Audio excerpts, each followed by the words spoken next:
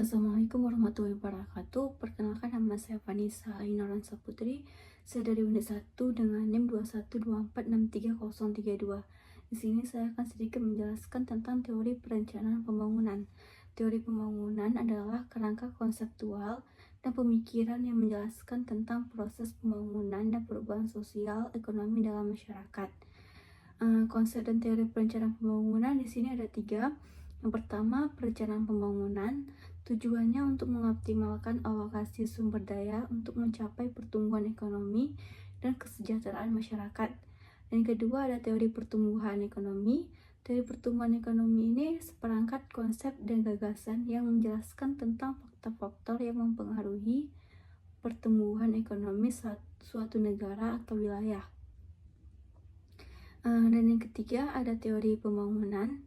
Teori pembangunan adalah seperangkat konsep, ide, dan pemikiran yang menjelaskan tentang proses perubahan dan kemajuan dalam masyarakat, khususnya di negara-negara berkembang.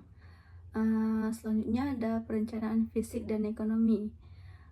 Di sini ada beberapa. Yang pertama, ada perencanaan fisik, tujuannya untuk mengoptimalkan pemanfaatan sumber daya alam dan ruangan. Dan yang kedua, ada perencanaan ekonomi, tujuannya untuk meningkatkan pertumbuhan ekonomi dan kesejahteraan masyarakat. Dan yang ketiga, ada keterkaitan perencanaan fisik dan ekonomi. Di dalamnya ada 2. Yang pertama, perencanaan fisik menyediakan infrastruktur dan fasilitas yang mendukung aktivitas ekonomi. Dan selanjutnya ada perencanaan ekonomi, menentukan prioritas dan alokasi sumber daya untuk pengembangan fisik. Manfaat perencanaan dalam pembangunan, yang pertama ada meningkatkan efektivitas dan efisiensi. Dan yang kedua, menjamin kesinambungan pembangunan. Yang ketiga, ada meningkatkan koordinasi. Dan yang keempat, mendorong partisipasi masyarakat. Dan yang kelima, memperbaiki kualitas kebijakan.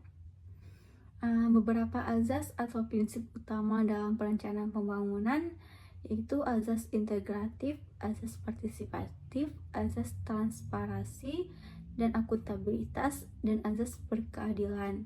Dan juga ada azas berkelanjutan, azas efisiensi dan efektivitas, dan terakhir ada azas konsistensi. Dalam mempelajari teori pembangunan ini, kita dapat memperoleh wawasan yang lebih komprehensif tentang proses perubahan dan kemajuan di negara-negara berkembang, seperti mengembangkan pendekatan pembangunan yang lebih efektif dan sesuai dengan konteks lokal.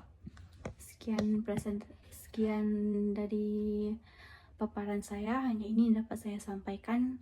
Jika ada salah kata, saya mohon maaf. Assalamualaikum warahmatullahi wabarakatuh.